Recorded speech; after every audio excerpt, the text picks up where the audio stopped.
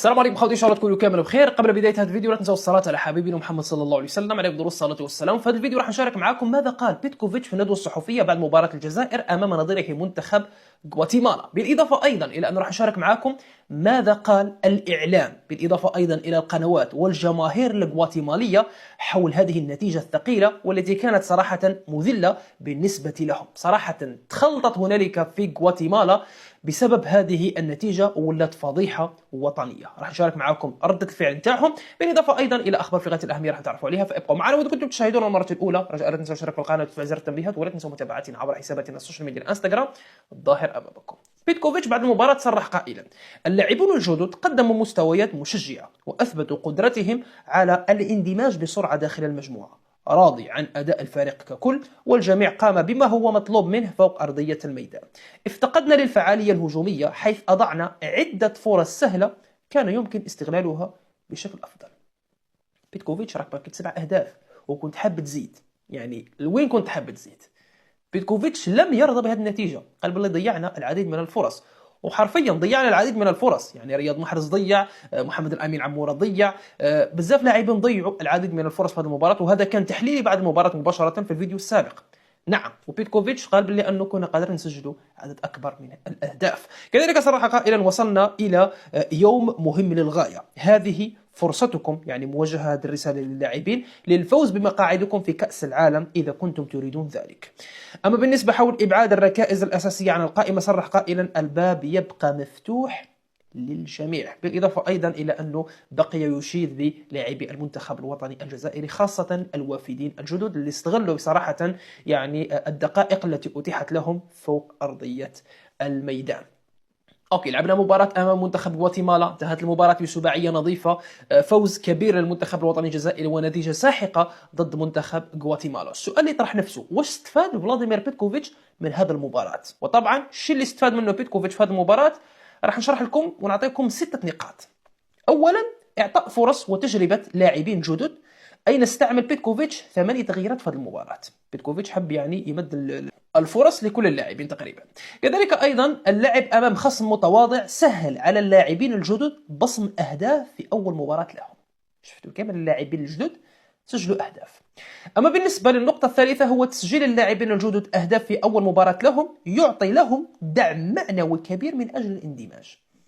تخيل انت اول مباراة تلبس فيها قميص المنتخب الجزائري، اول استدعاء، وفي هذه المباراة تسجل هدف. يعني احكي لي كيفاش راح تكون ردة الفعل نتاعك، ويعني الدفعة المعنوية اللي خديتها. كذلك أيضا نتيجة المباراة الثقيلة ترفع من معنويات اللاعبين وثقتهم قبل مونديال 2026، بالإضافة أيضا إلى بناء عقلية الفوز. حتى ولو كانت المباراة ودية وأمام منتخب نوعا ما ضعيف، الفوز الكبير يعزز ذهنية الانتصار داخل المجموعة. أما بالنسبة للنقطة السادسة والأخيرة، هي رسالة قوية للمنافسين أن النتيجة الثقيلة تعطي انطباع بأن المنتخب في تصاعد وجاهز للمواعيد الكبيرة. وحاليا الإعلام كله راه يتكلم عن المنتخب الوطني الجزائري، مالغري أنه لعبنا أمام منتخب غواتيمالا، يعني الحقيقة تقال، ولكن النتيجة تتكلم. طبعا حاليا شارك معكم اعزائي الكرام تصريحات الطرف الاخر واللي هو الجانب الغواتيمالي. ما لقيتش تصريحات من المدرب بعد المباراة، ولكن لقيت الاعلام، الصحفيين، القنوات التلفزيونية، مواقع اخبارية، كلهم علقوا حول هذه النتيجة، وين اكتب لانه الجميع يعيش حاليا فضيحة في غواتيمالا. طبعا هذا الصحفي اكد قائلة: ليلى لا تنسى، الجزائر تسحق غواتيمالا. طبعا صحفي آخر أكد قائلا: لسنا مستعدين للمشاركة في كأس العالم، ببساطة لسنا مستعدين، كان من الأفضل لنا أن نلعب ضد سان مارينو، ما كانش لازم علينا نلعبوا أمام منتخب الجزائر. ومزية يعني ما الأرجنتين تقالوا لا الماتش نتاعها مع منتخب غواتيمالا، لأنه كانوا راح يبرمجوا مباراة أمام منتخب الأرجنتين. طبعا تعليق آخر من هذه الجريدة أكدوا قائلين: أسوأ هزائم المنتخب الغواتيمالي في السنوات العشر الماضية، هذه هي المرة الثالثة التي يستقبل فيها منتخب غواتيمالا 7 أهداف. الجزائر تذل غواتيمالا، الجزائر تسحق غواتيمالا في مباراة مخيبة للأمال، سيسجل يوم الجمعة الموافق 27 مارس في التاريخ كأسوأ هزيمة هزم بها المنتخب الغواتيمالي أو هزم بها المنتخب الغواتيمالي تحت قيادة لويس فرناندو تينا. طبعا منتخب سان مارينو فوتبول صرح قائلا: أطرح نفس السؤال الذي طرحته بالأمس، ما هي أبرز نقاط قوة غواتيمالا؟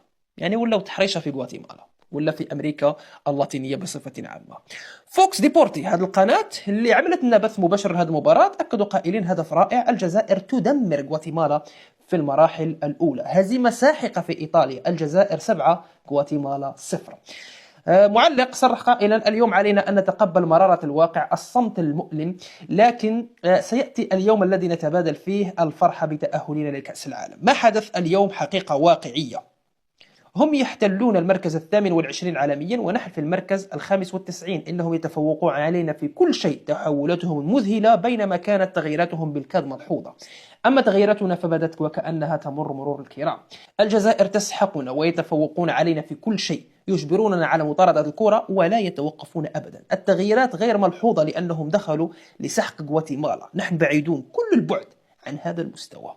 هذا الصحفي أكد قائلا: هزيمة مذلة ومهينة، تلقت غواتيمالا مذلة في مباراة ودية أمام الجزائر التي قدمت أداء باهتا، خسارة مخزية للغواتيماليين لا تظهر سوى العار. مفهوم الفارق بين الفريقين شاسع وعليهم التحسن. ESPN الغواتيمالية أكدت قائلة: ظاهرة كارثية على منتخب أو على ملعب لويجي فيراريس لمنتخب غواتيمالا، تلقى منتخب غواتيمالا هزيمة ساحقة بنتيجة 7 أهداف أمام الجزائر في المباراة الودية. نفس الصحفي أكد قائلا: منتخب غواتيمالا لا يلمس الكرة حتى أمام الجزائر، أسلوب تيكي تاكا، لا خيارات أمام الغواتيماليين.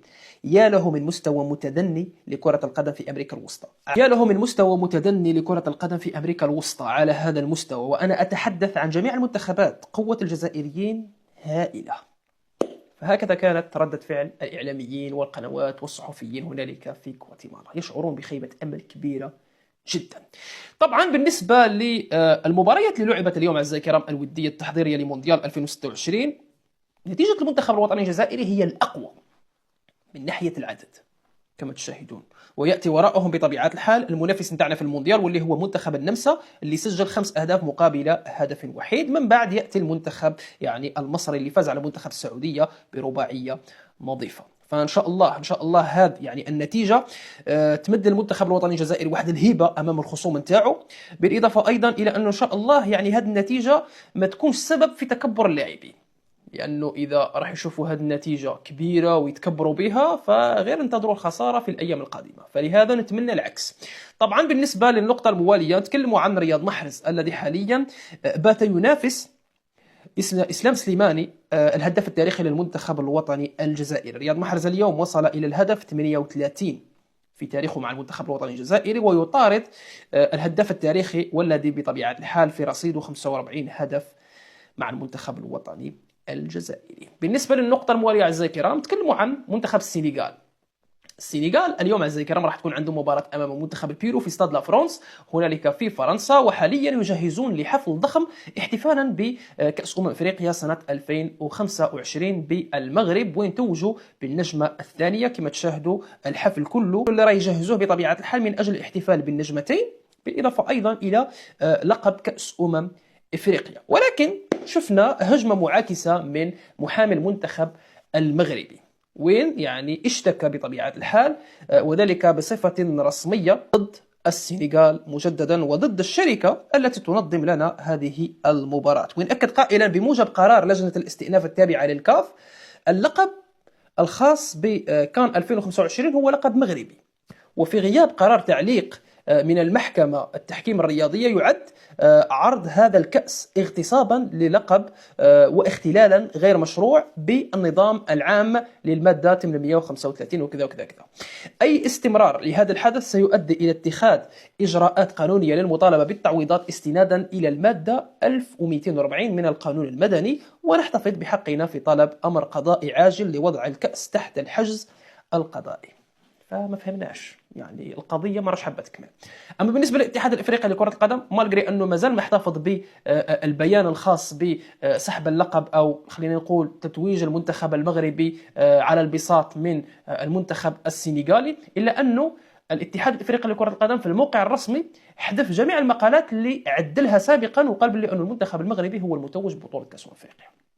لو كان تروحوا تبحثوا عن هذا الموقع وهذا المقال ما تلقاوهش، وانما تلقاو يعني المقال الذي يؤكد تتويج المنتخب السنغالي. فما رانا فاهمين فيها ترند هنا في الاتحاد الافريقي لكرة القدم، يعني كلش مخلط، كلش يعني يدار بصبيانية كبيرة جدا. على كل حال كان هذا فيديو اليوم، خبرونا رقم التعليقات، والسلام عليكم ورحمة الله تعالى وبركاته. السلام.